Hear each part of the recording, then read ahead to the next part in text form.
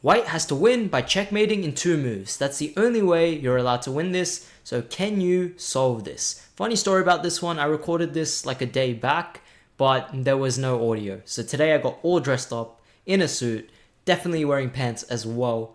And yes, this one is for you guys to solve.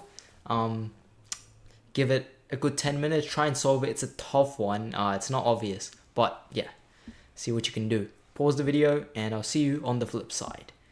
I am back and let's go through the answers. So straight away, what we see is it's pretty hard to checkmate this king.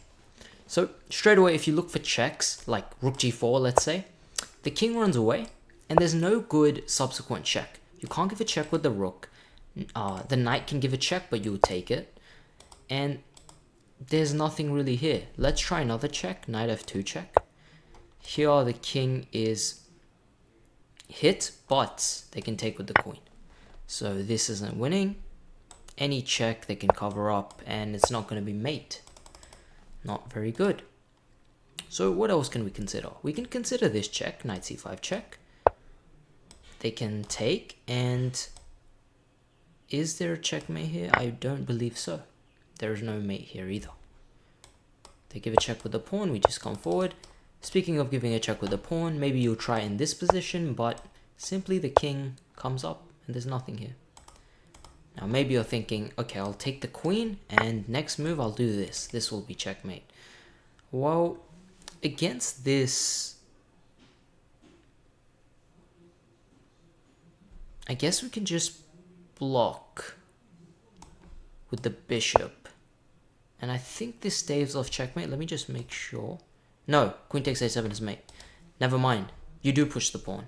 I was thinking this. Oh yeah, then you push the pawn to stop it.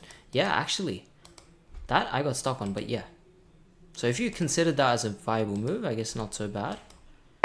Yeah, d4 is the only saving grace there.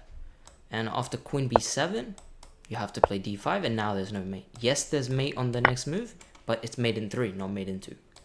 So let's get to the actual solution now. The actual solution is this incredible move. Incredible. Knight to d4.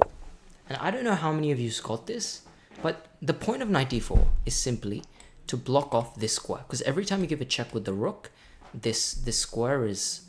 the king is always escaping to this square. So let's say they do absolutely nothing. Now we can just give a check with the rook, and this is checkmate. So that's mate in 2. So they have to do something. If they take the queen, same thing. Now you might be thinking, wait, can't I take this knight 1, 2, 3, 4 different ways? And you would be right. Let's try them all. Queen takes. And now I believe the move is queen h7 is checkmate. And the king has no more legal moves. So you get the queen off this rank to give a check on h7 and mate the king. So that doesn't work.